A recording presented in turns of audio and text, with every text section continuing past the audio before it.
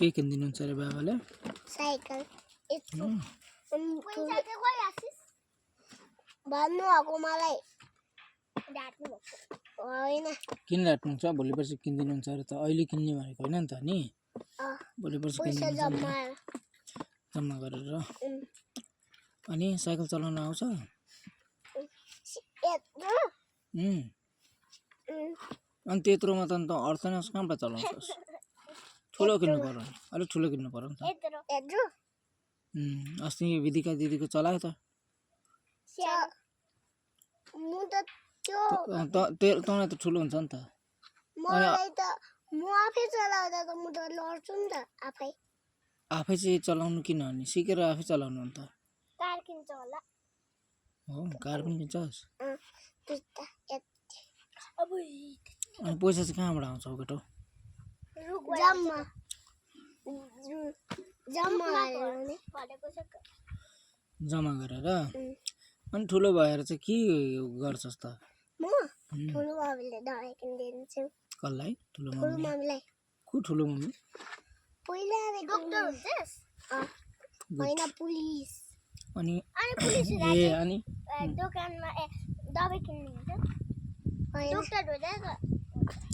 अनि के त डक्टर हुँदैमा त दबाई किन्नुपर्छ होइन मान्छे अनि यो पनि पुलिस भएर किन्छ नि त होइन दबाई किन्न त अनि पैसा भइहाल्छ किनिहाल्छ नि डर लाग्दैन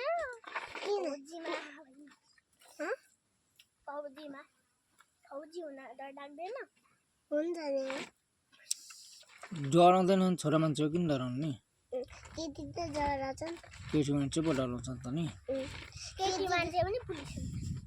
केटी मान्छे पनि डराउँदैनन् है आजकल त सानो मान्छे त सानो केटी मान्छे त डराउँछन् सानो त अनि भर्ती पनि हुँदैन नि त ठुलो भएपछि भर्ती हुन्छन् अनि तैँले के अरे के गर्छस् अरे ठुलो भएर फेरि भन् त म पुलिस हुन्छस् अनि पुलिसको गाडी पनि हुन्छ पुलिस जस्तै हुन्छ पुलिस बन्दिनलाई चाहिँ के गर्नुपर्ने रहेछ गाडी पुलिस हुन चाहिँ अस्ति चाहिँ बाबासँग गाडी ह्यान्डीम्यान हुन्छु भनेको होइन हुन्छ त किन पुलिस अहिले त सानो छ नि त अनि जे भन्छ नि त होइन ठुलो भएपछि थाहा हुन्छ के भनिदिने हो भनेर होइन केटा के हुन्छ भनेर पर्छ अहिले मात्रै आफै ठुलो गुड अहिलेबाट सोच्नुपर्छ के हुनुपर्छ भनेर अनि बल्ल ठुलो भएपछि त्यो हुन्छ नि त होइन रुखभन्दा ठुलो हट रुखभन्दा ठुलो चाहिँ कहाँ हुन्छ सो पनि जे भन्छस् कति राम्रो हो हाँसेर देखा त आमा देखिस् कति राम्रो हाँस्छ है थोटी मम्मीहरूले पनि थोटी भन्नुहुन्छ मेरो बाबाले पनि थोटी भन्नुहुन्छ अनि तेरो चाहिँ किन अनि त्यो दाँत खुस्केका छैनन् डराएर छ नि त नि त जहिले उयो गर्छस् न ब्रस गरेर होला नि त म यस्तो पछि लाँदै थिएँ अनि मलाई त यस्तरी ठोक्यो अनि यहाँबाट हेर्नु जिब्रोमा ए हो जाति भएछ अहिले त अनि तँ चाहिँ बिहानै ट्युसन आउँदाखेरि चाहिँ किन अनि आँखाबाट पानी आएकै गर्छ बिहान मुख धुँदा पानी आउँछ आँखामा ए त्यही भएर आँखाबाट आँसु आएकै गरेको अलिकति के अरे जानेन पढ्न जानेन भनेदेखि आँखाबाट पानी आइहाल्दछ हो 8 वर्ष लागेपछि आशिषलाई पढ्न हुँदैन 8 वर्ष हेर्नु न के यो कसले भनेको अनुष्का कसले भन हौ पढ्न आउँदैन अरे अनि अहिले यति राम्रो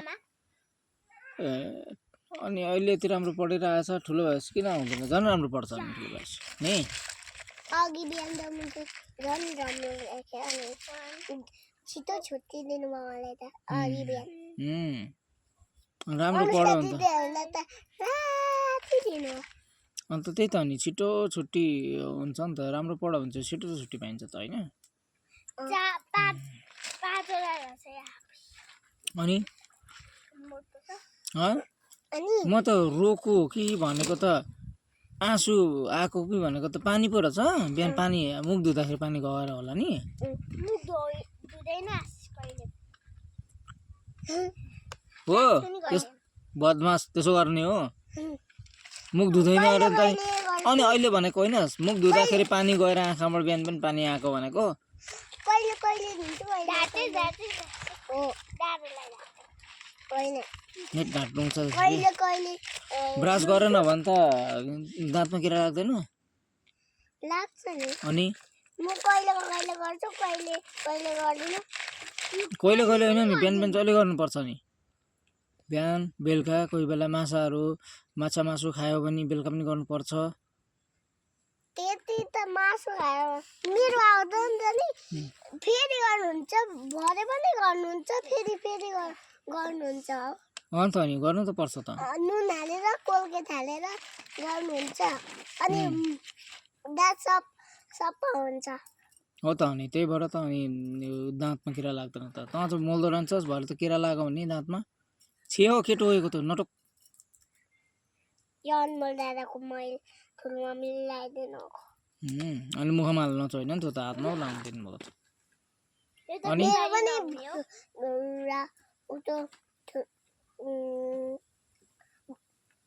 अनमोल दादाको पनि यस्तै छ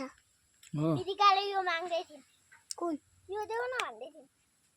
अनि ल त अब के गर्ने भोलि ट्युसन जाने हो पढिस् के हो केटा सबै एबिसिडी सकिस् पढेर लु एबिसिडी सुनाइदियो त मलाई ABCD EFG HIJK LMNOP QRSTV UVWXYZ good ABCD त जानेछ है ल अब अर्को पालि मलाई लेखेर देखाउनु पर्छ है ल